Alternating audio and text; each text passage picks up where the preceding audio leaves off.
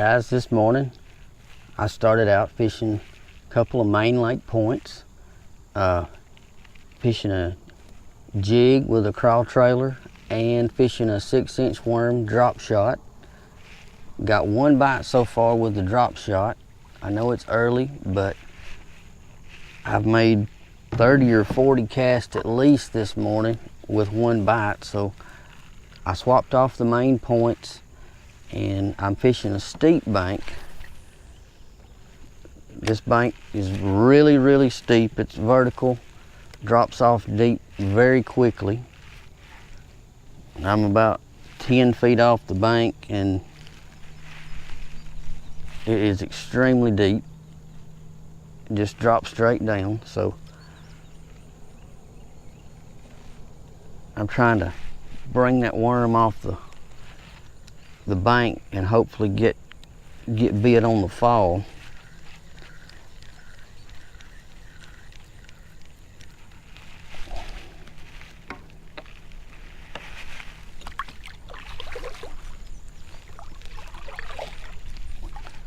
If I can keep my boat in position long enough to make 2 or 3 casts, I'd rather not try to drop anchor and drag it around in this deep water. It's about useless.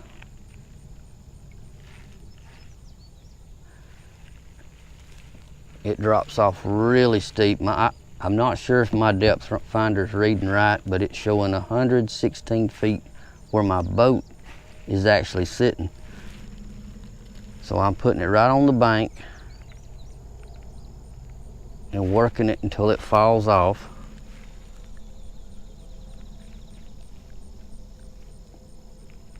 And then I'm letting it fall for a few seconds.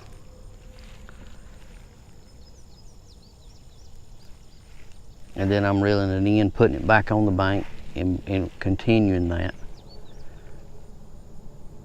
Sometimes that fall they'll take it on the fall and you won't never know it until you go to reel or see a slight little twitch in your line. That's when you got to reel down, set the hook.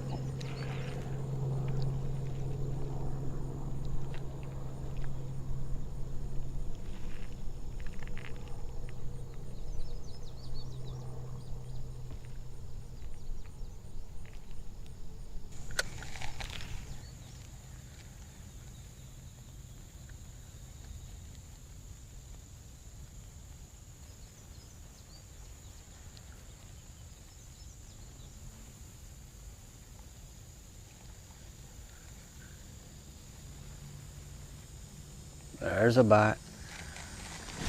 There we go. There's our first bite of the morning. Good bite anyway.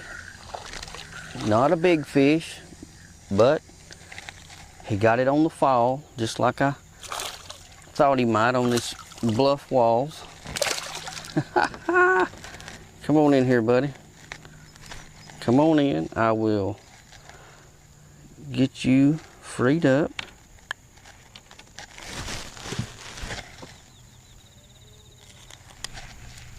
Little small bass, fishing on these vertical walls, fishing a drop shot, bumping it along these ledges, just shaking it, and gonna get him back. And what I'm using this morning is a Hall's hook made by Mr. Porter Hall out of Florida. It's got a nice little tough little wire keeper on it. Keeps me from getting hung up in all kinds of junk.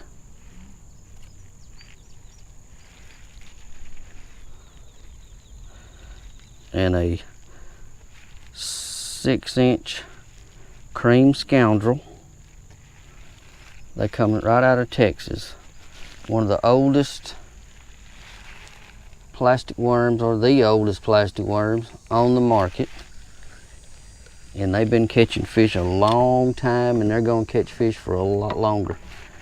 But there's number 1 of the morning that we boated. My second bite.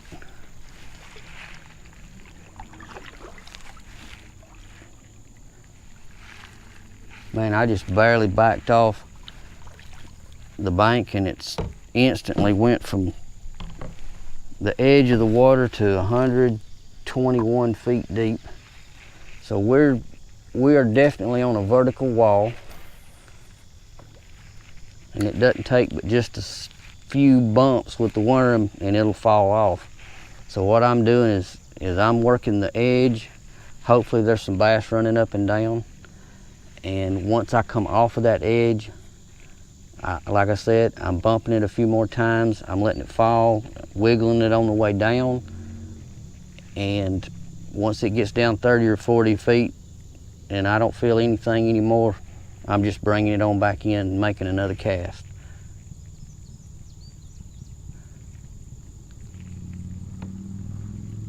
Now fishing like that, that fish grabbed it on the fall, and I felt weight whenever I went to pull it back up. I didn't feel a bite, I just felt weight. And so I pulled some tension against it just barely, enough to know that, hey, there's a fish swimming. That's the only telltale sign I had a fish.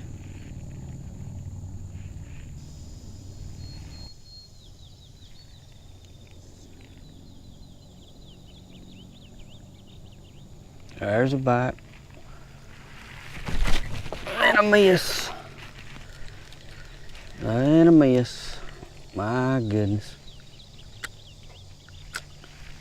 I lost my little weight that time, which is not a problem.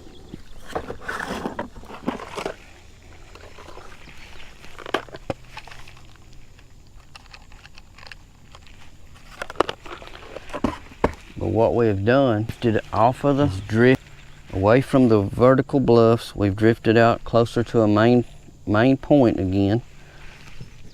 And instead of it falling off vertically, whoops, we're now fishing more of a main lake point that is a lot shallower.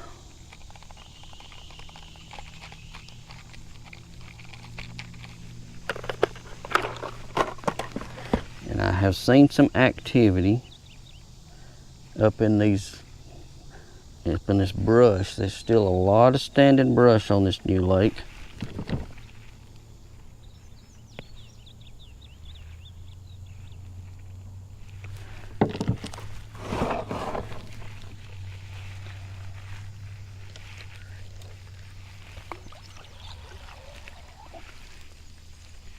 There's also a lot of brim and a lot of crappie, so I could have had a brim or a crappie bite, but somehow when I set the hook, I lost my little split shot weight I'm using.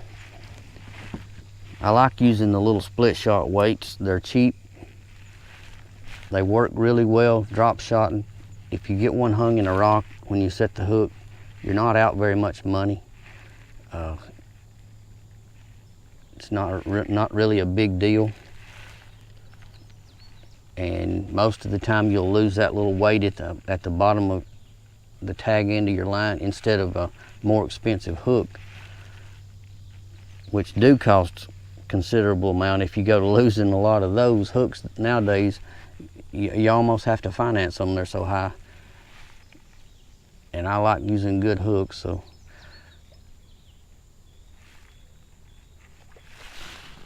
A little activity behind me, a little activity in front of me.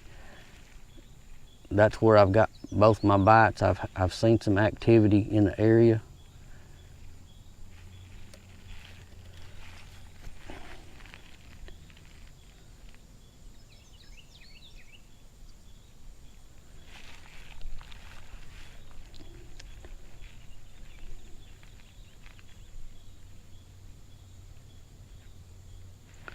We've definitely moved up onto a main lake point out here, or actually a secondary point, but I'm in 12 feet of water now, to where about 50 feet back I was in over 100. So it's considerable depth change in this area. not marking a lot of fish out in this open water. Some bait fish, not a lot of big arches like you would normally hope to see. So I'm hoping that they're tucked up in some of this brush close to deep water. That's a key when you're looking for bass, where the food's at. I'm seeing a lot of bait fish. A lot of times your largemouth and your spotted bass both will concentrate in areas close to deep water that offers them an escape, or simply in the summer, wherever the thermocline takes them, runs out over the deep water, they can quickly get away from predators, or they can hide excuse me, up under the bait fish and feed when the bait fish come along.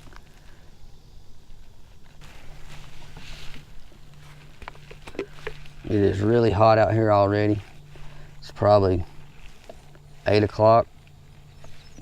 It's already up in the mid 80s, I'm sure. Water temp is showing 85 degrees here at the first part of August.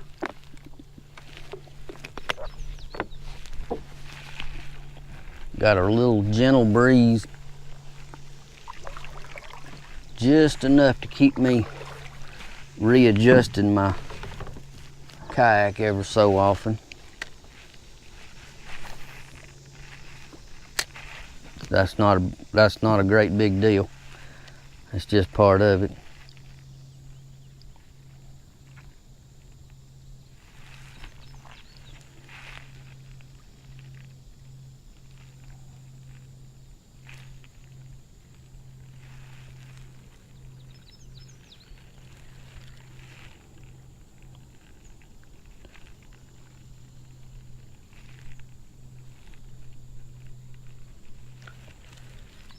And this is a beautiful, beautiful impoundment. This one's been done right, evidently. The boat ramps are great. Porta potties at the boat ramps. A nice touch from Lake Catoma. Lake Catoma being what I would consider my home lake for many years, and my favorite lake to fish. I would have liked to have seen it done with as much care and thought process that was put into this lake, maybe with a couple of extra boat launches for the public, facilities for handicapped fishermen. These facilities have handicap parking, and which is a tremendous thing. I really think that's wonderful.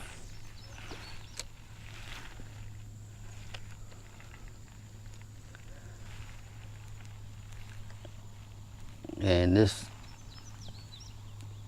is just a wonderful place that should be great fishery as well as a good water supply for Cullman for a long, long time.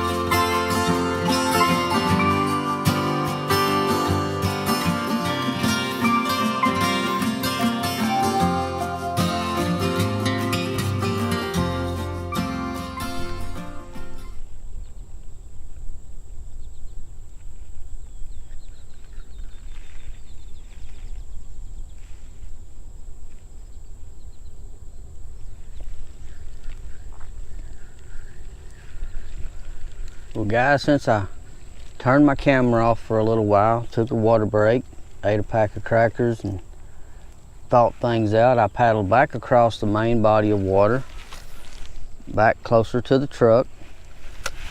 And for those of you that have already been to Duck River Reservoir, I'm sitting on the big hump out closest to the boat ramp. Lots of bites. I think a lot of brim bites. I did catch a few small bass here last week. I know some other people have caught them here, but I know a lot of the bites I'm getting now are probably bluegill or brim. They're just they're real fast. Try to get my anchor to hold in this stuff. Wind wants to keep pushing me down the bank, or down the, oh, there's a bite. Oh, and I missed him, fooling around with everything else. That's what you get when you don't pay attention. And my anchor is not holding.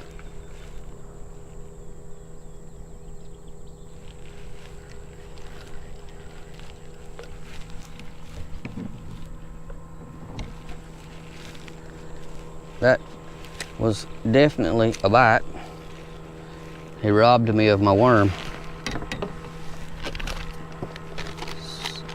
So,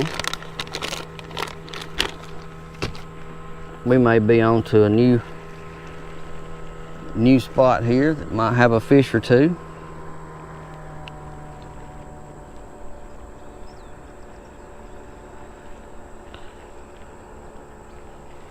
I just thought I'd come and check this spot out before I called it a day. It's getting pretty warm out.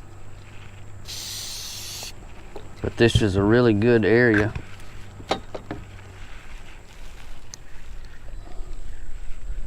Deeper water. My anchor is simply not holding. I guess it's just dragging along. It's a hard bottom way out here.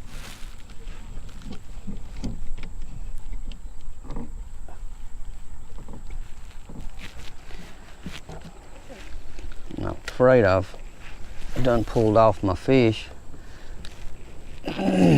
But this whole ledge out here drops off. I'm sitting in 31 feet of water, throwing up into about 5. A lot of brush. Fish have been caught here in the past few weeks. I've watched other anglers catch them. I've caught a few. I know they're in here. I also think there's a lot of brim. I saw brim on bed back up the lake that were really nice brim.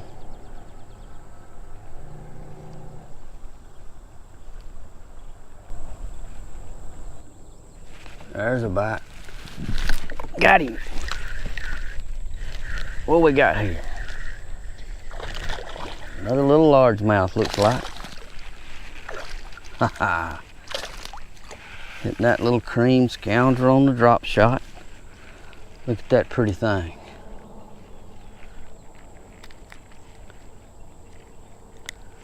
Not big, but a lot of fun. Back you go.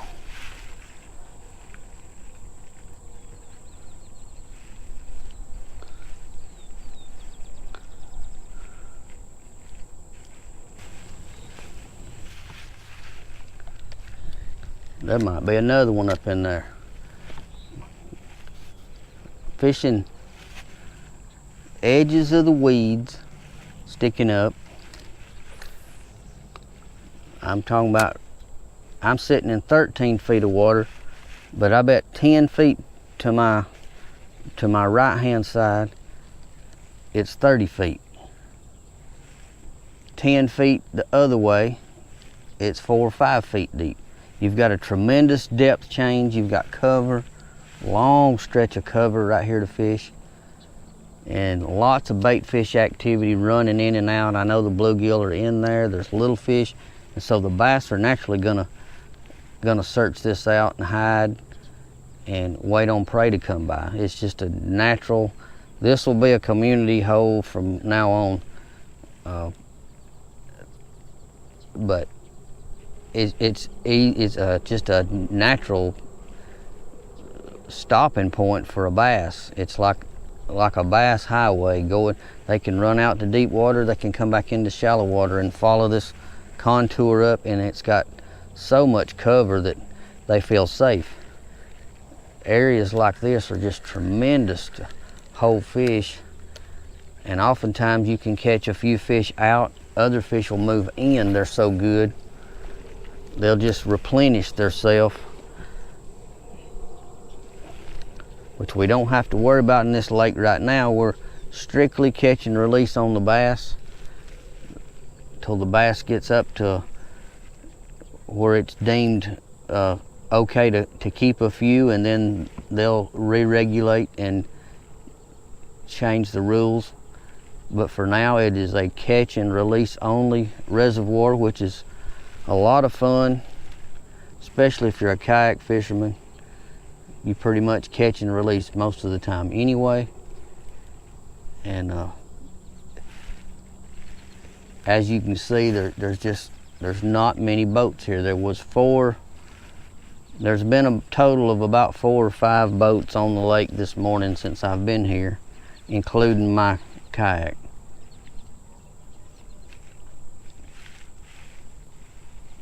I think there's another kayaker somewhere on the lake, but I haven't seen him yet. He's paddled on out farther than I did, and so he may come back before I leave. It's getting warm, so a lot of people are beginning to trickle this way and pack up and head to the house. But a lot of times that concentrates your fish in areas along the deep water like we are now, in the shady areas, places where you've got access to deep water or a pathway to deep water or something that makes a good shade. Tremendous areas when the sun gets way up overhead and it's hot in the summertime.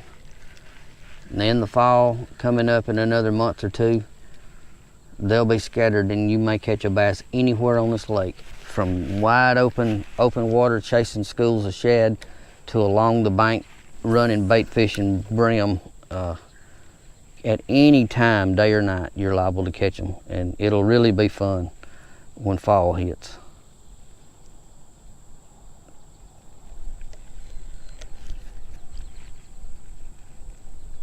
This breeze now that's hit has actually cooled me down some. May let me fish a little while longer. It's hitting me right in my face. My anchor's holding, keeping the breeze right to my face. Made it a lot more pleasant to be out here.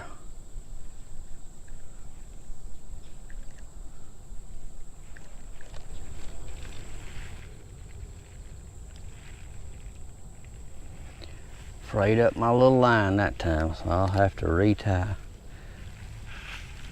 Can't take any chances. You get a scuffed up line, you have got to redo it as soon as you realize it. You cannot check your line enough when you're drop shot fishing or Nico rig fishing or any type of light line fishing. You have got to check your line religiously. That bass of a lifetime will be somebody else's bass of a lifetime.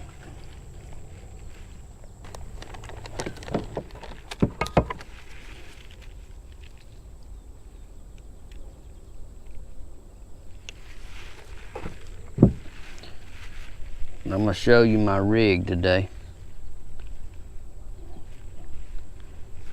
A simple split shot weight with a hook 6 or 8 inches up the line, and I actually tied it on to where it doesn't actually sit where it should. I've got it upside down. A rookie mistake. I've got some bites on a black and blue cream scoundrel, which is a 6-inch straight tail worm made by Cream. And I'm going to change over to a little swim bait just to see if it makes a difference. I know the bait fish in here are not very big, but there's all sizes of bluegill. This little jewel here. Now I ran out of my Cream swim baits, and I'm having to use another brand that I had left over from Lord knows how long. But we'll see if they can get us a bite. I have a lot of trust in my cream baits. They've got me a lot of bites over the past few years. And I don't like it when I run out of something that might be working. But we'll see. A simple split shot on the bottom with my hook 6 or 8 inches above it. So when I pull that bait off the bottom, I can just wiggle it and it looks like it's just suspended in the water right off the bottom. You can drop it down, it'll go flutter back down like it's feeding. Pull it up, just barely shake it. You don't want to move it very far at a time. And you just shake it and it looks like it's swimming. When you get ready to move it, give it a little twitch, let it flutter back down. You're in a new spot, just shake it again.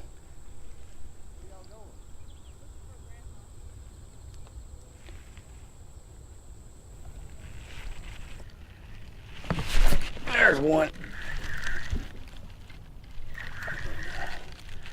Well, guys, I've pulled up over on the dam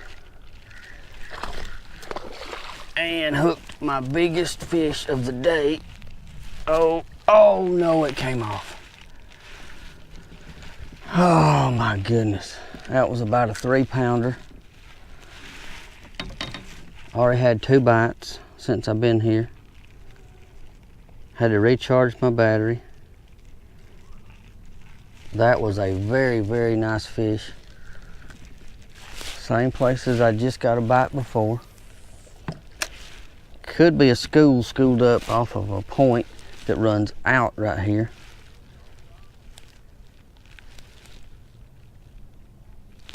But 2 bites and 2 casts is the best of the entire. Oh, there's another bite. And a miss. There's got to be a concentration of fish right here. That one took my worm. So we're gonna stay here for just a little bit longer and brave the blazing heat for a little more, because that was most definitely the best fish I have hooked out here in 2 weeks. Came up and jumped and dislodged my hook. I have fished all around up and down the dam, but this little small secondary point that runs out that looks like nothing has fish on it. That's 3 casts and 3 bites. Now whether that holds up and continues, I don't know. But it's a good way to end the day if that's the way it goes.